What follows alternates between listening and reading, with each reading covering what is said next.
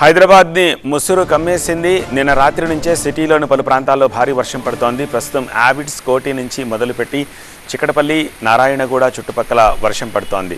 మేడ్చల్, షామీర్పేట వైపు ఈ రాత్రికి భారీ వర్షం పడే అవకాశం ఉంది.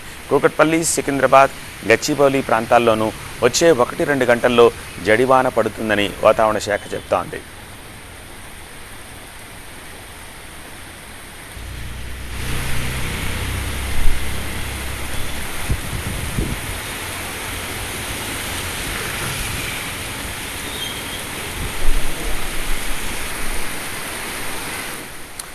తెలంగాణ వ్యాప్తంగానూ 8 జిల్లాల్లో వర్షాలు పడతాయని వాతావరణ శాఖ చెబుతోంది. ఆదిలాబాద్, నిర్మల్, మంచిర్యాల, కొమురంభీం, జగిత్యాల, పెద్దపల్లి, భూపాలపల్లి, ములుగులోనూ వానలు పడతాయి.